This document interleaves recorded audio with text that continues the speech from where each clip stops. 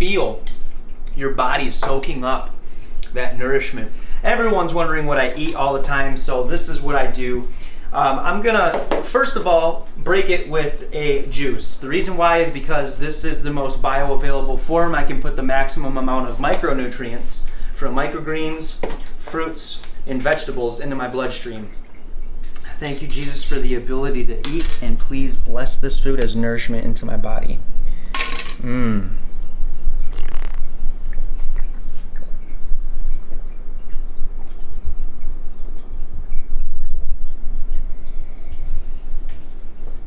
Wow! Woo! Cucumbers, apples, pineapples, peas, microgreens, ginger, pepper. That is just phenomenal. And now this one right here, this one kicks my tail. This has got lemon in it, ginger, black pepper, and what else does it have, Jess? Lemon, ginger, black pepper, and pineapple. And maybe an apple, I can't remember. This will put hair on your chest. This does great wonders for your metabolism as well. Man, oh man. You can just feel your body soaking up that nourishment like a dry, parched desert, getting a mirage of a waterfall fountain of cold mountain spring water, except this ain't no mirage, folks. It's live and real and in person.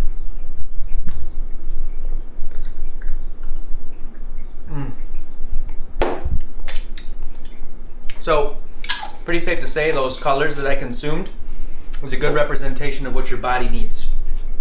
So, that is how I break my fast. I also want to illustrate to you guys, we're going to plant some potatoes today. We're also going to throw some straw around the garden because it's midsummer and everything on midsummer is getting baked with that heat and that sunshine. So we're going to put some potatoes in the ground. We might try a bucket method. We'll also try just a straw method, a dirt method, and we'll grow some spuds because our whole entire mission on this channel is to be able to feed yourself and to grow your own food and become self-sufficient. So in Ireland, there was a potato famine. The reason why is because even if you're eating potatoes all the time, you can't fill in all the blanks with your diet, nutrition-wise. So that's why I grow microgreens, which this is what they look like. They're grown every 7 days, and this beautiful concoction of color, flavor, and texture offers micronutrients, vitamin A, vitamin E, vitamin K, selenium, magnesium, phosphorus, sulforaphane, that the potatoes just can't offer. And it's also every 7 days, which means that you don't have to wait a full harvest season for fruits and vegetables. So you can't just live off of microgreens and potatoes though, you need protein. This is a doe that I harvested last year, and this is her backstrap, which is my favorite way to enjoy the lean, dense, protein-rich venison. And then this is also some smoked salmon that came out of our Great Lakes. This is a really good way for you guys to enjoy some protein.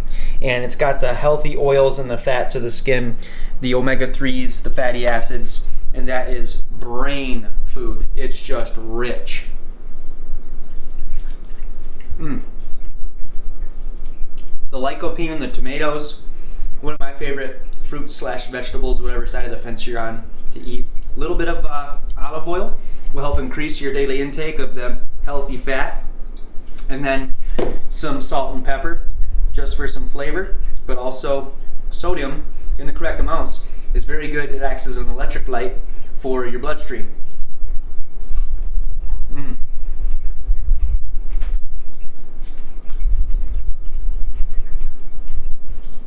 All of this nourishment is different from the nourishment that you get at the grocery store because this is all grown in familiar ground.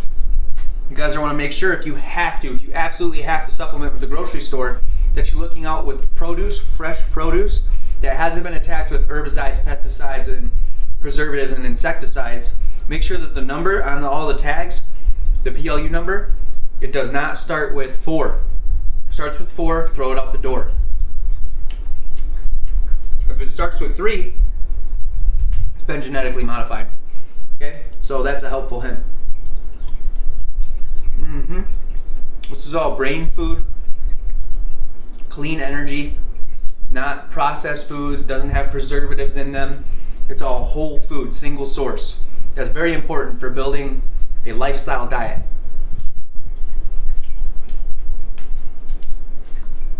So now what we're gonna do is I'm gonna bring you guys outside in the garden, and we're gonna plant these potatoes, straw all the garden, I'll show you guys what I got grown, and I'll give you guys some tips.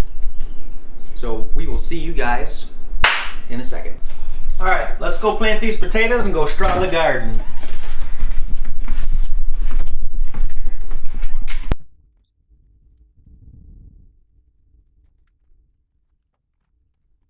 All right, we're gonna take a couple of 5-gallon buckets and we're gonna make them draining.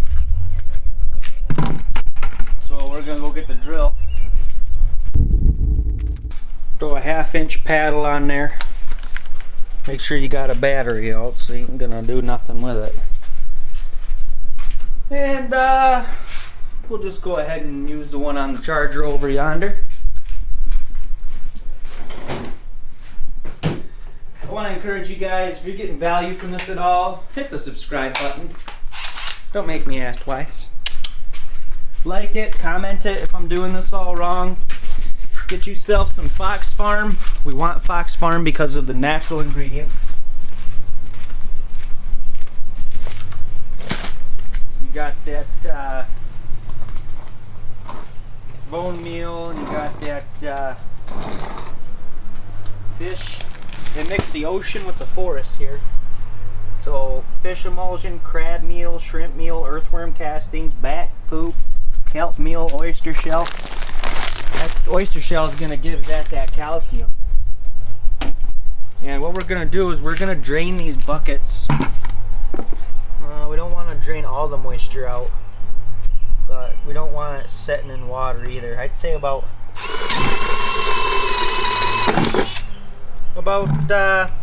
2 inches from the bottom.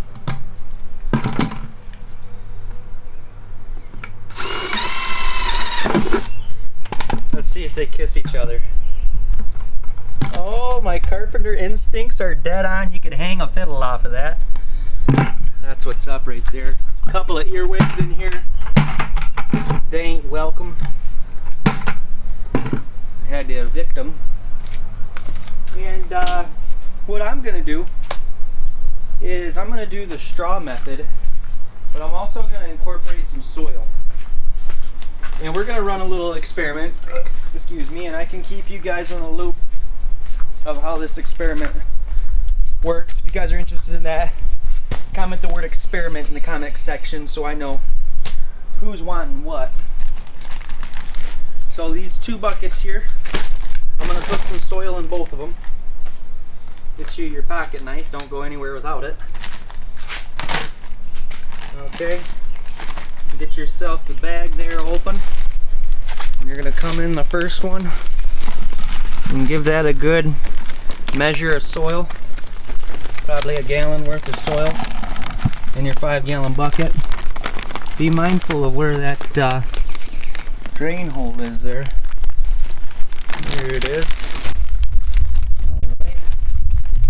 Now what we're going to do is take these potatoes and I'm going to do, let's see, we got 1, 2, 3, 4, 5, 6, 7, 8. I'm going to do 4 potatoes whole. Just drop them straight down in. And we'll do a couple of them wrist method. Just let them sit down in there. Just about like that. See? That's good there. And then we'll sprinkle a little bit more soil on top. Something like that. Get all that nutrient in there. And then these other ones, I'm going to cut.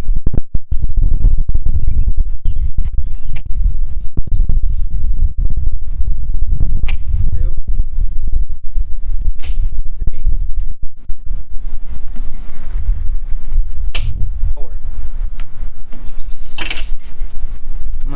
guys in here.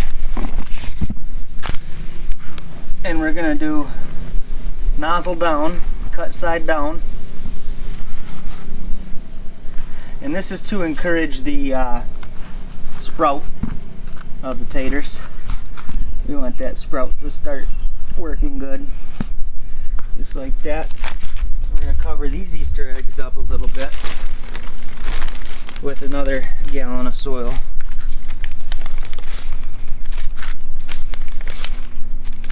Just about like that.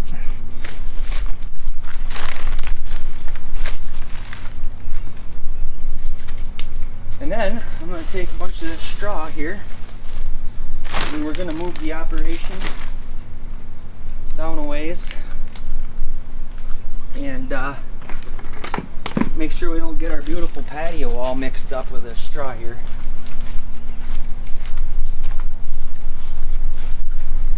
This should be a familiar spot. A lot of you guys, I got 1 million followers on TikTok. I got over 3 million followers on Instagram and Facebook with all my reels working. And this is, a lot of you guys have been wondering just what I do and behind the scenes, and that's what this YouTube channel is here for. You guys get to get a little bit more up close and personal with me, experience a little bit more of who I am. But anyways, what we're doing here is we're filling this up with hay. Now I want to fill this all the way up to the top. What this hay does is it provides a moisture retention system. Any loose organic matter will do. This straw is notorious for working out good though. And it will rain on this stuff and it will naturally get a lot less thick in the layer. So a good way to mitigate that is be extra generous with it and don't necessarily haunch it down, but make sure you got enough on there. Alright, we're gonna do the same thing with this side over here. We're just gonna heap and holler a whole bunch of straw on here. And this makes digging up the potatoes a lot more easy process, or so I'm gonna anticipate. And potatoes are good because, like I said, I mean, you can't just rely on the grocery stores and the restaurants to feed you all the time. You're gonna want to make sure that you got your own self-sufficient methods in place, and you guys ain't growing your own food indoors all year round already with the microgreens, then start with that, and that'll teach you a lot about the green thumbery and the gardening aspects. But yep, this is what we're gonna do here, and we're gonna give them a little watering. Turn the old throat on.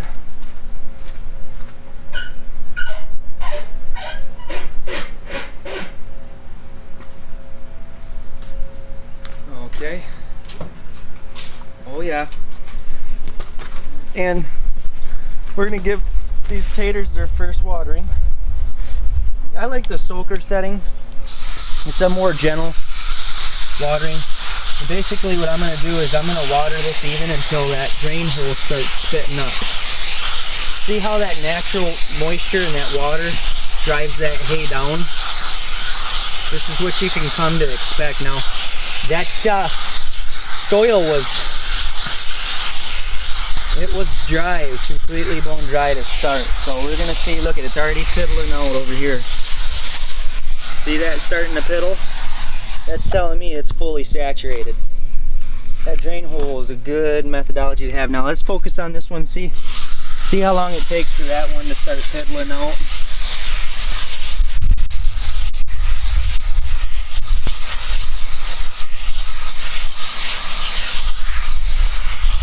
Nice saturation. There we go. Now it's starting to piddle right out there.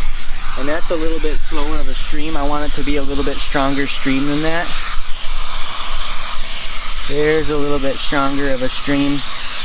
We just want to fully saturate this because it is going to bake in these buckets. And potatoes want real cool, dark places. So that seems to be about enough for me. And we'll just keep an eye on them. And what I'm going to do is, since it is beating hot this season, my favorite season. I'm a summer baby, born in August. I'm gonna just go around and start straw treating the garden. This is the first one that we'll start with. We'll get some of that moisture retaining around the top here. And you're just gonna take a little handful, just a little pluck, and you're just gonna feed it around the base of that plant. Nestle it down.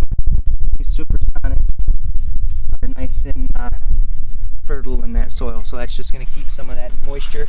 Do some of the heavy lifting and the harder working for us. We won't have to stay on top of it. These are self-wicking buckets. I also have another video on this. This is my favorite way to garden, especially if you live in not a lot of land, or you're in an apartment or some situation and you're saving up for your homestead or going off grid, whatever it is.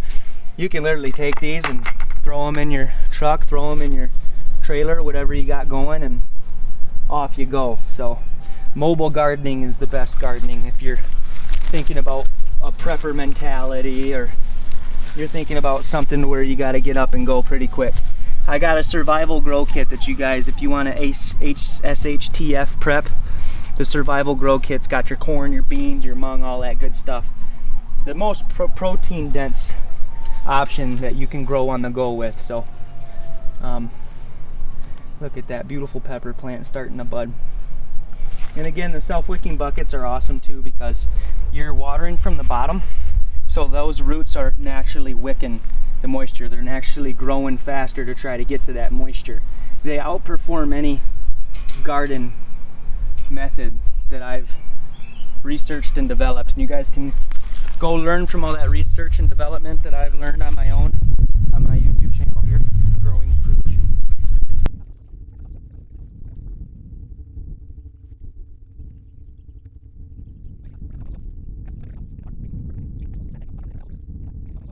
I do some whitetail hunting, and that's how I get my protein, like I mentioned earlier.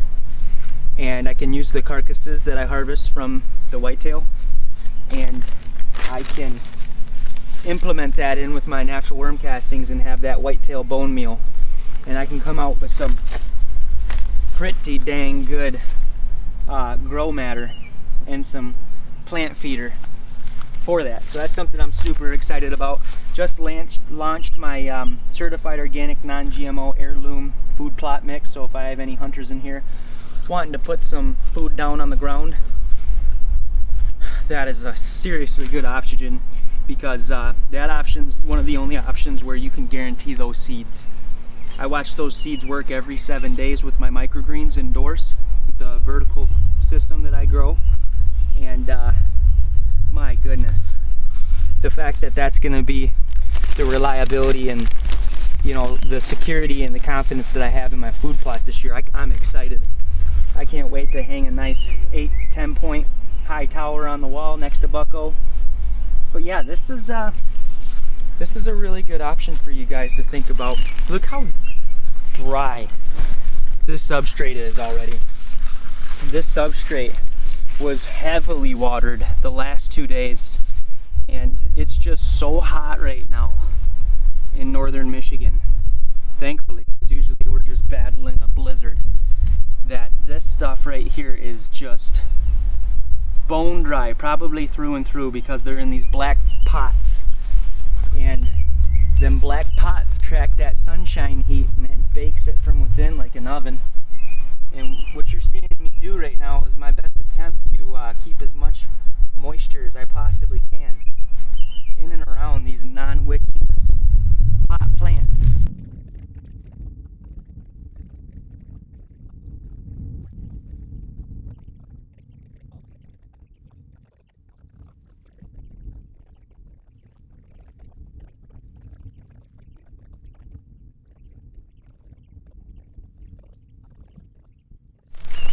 There really is a therapy that happens when you grow a garden.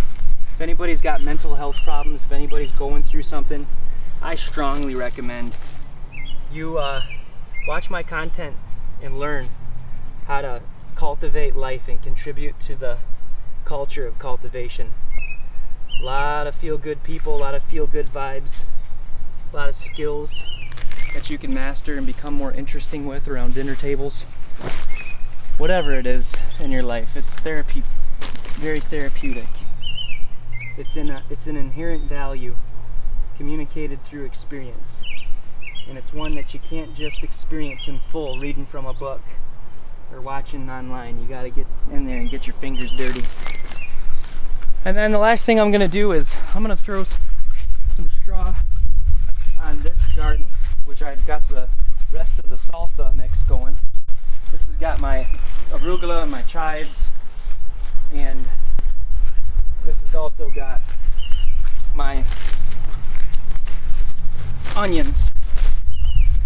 And I want this to retain some moisture.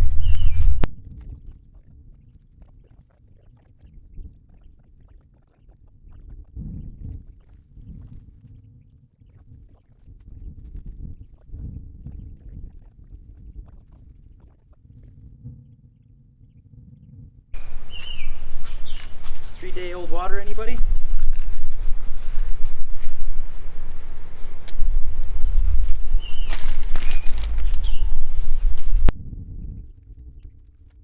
Alright, now it's time to water. This is the fastest growing vegetable I have on the entire property so far. This is a small fry tomato.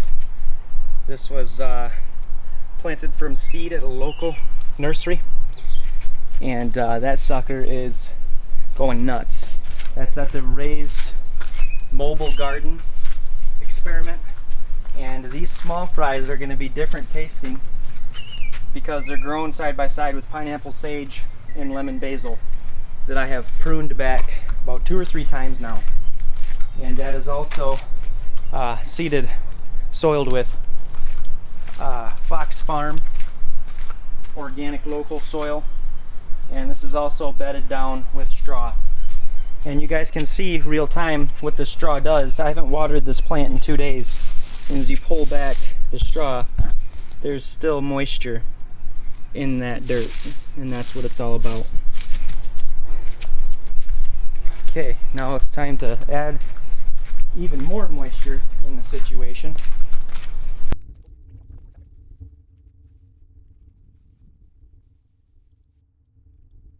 Now we haven't gotten rain in a long time, at least 2 days.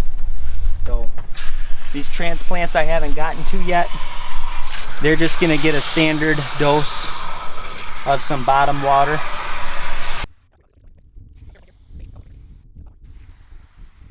And this is the sustainable unlimited food loop. So what happens in this doubles as a compost container, but it is also living proof of what it is I'm telling people about the microgreens business. If you start a microgreens business, or if you start growing your own microgreens every day for your own food, you can literally take the trays, the 10-20 trays that I have at growingfruition.com, link down in the description, and you can just slap them right into a compost pile. And this sunflower plant, they are gonna drop sunflower seeds by the bucket loads. And you can take those and use them for your business, or you can put them in the oven and fry them for your own homemade sunflower seeds, which is what I like to chew on for river trips or going golf. Or you can literally put them back in the ground and grow more sunflowers. Then you have these sweet pea plants here that are literally starting to develop some sweet peas, and they're starting to pollinate, and they're gonna drop seeds that you can reuse. And on top of that, you can use them to eat or sell at your farmer's market if you've already had an established presence there. And there's more sunflowers working up here, and this is our first one to bloom. Look at this guy. That's special. We love to celebrate that. Good job. Keep growing, darling. And we're just going to give them some extra rain here, some cheater's rain.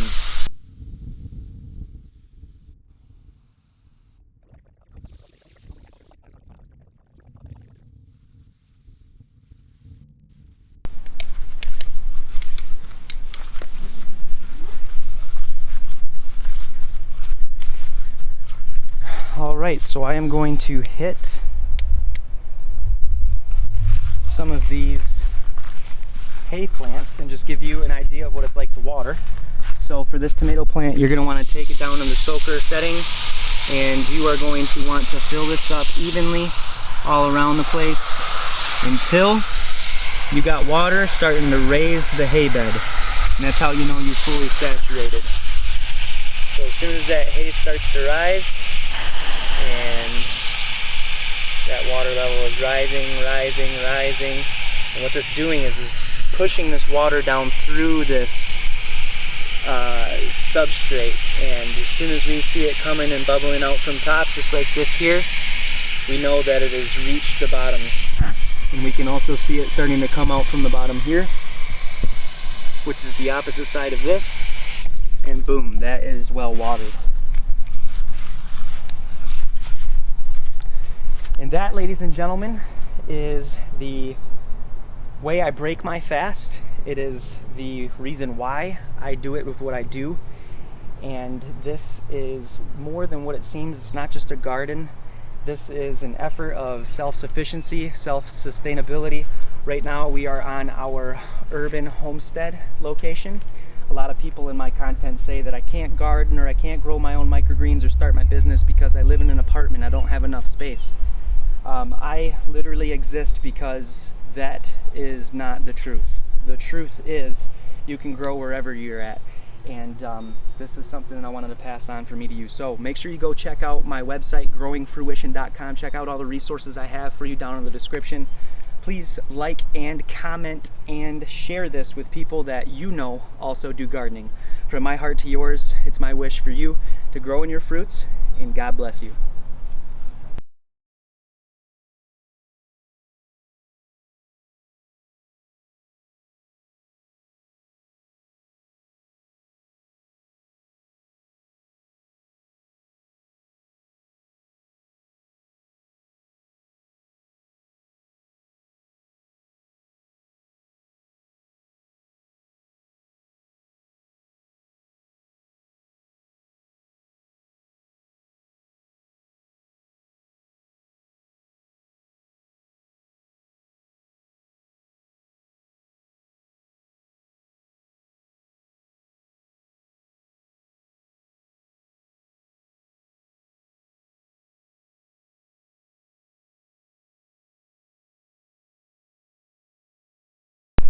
Oh, my carpenter instincts are dead on. You could hang a fiddle off of that.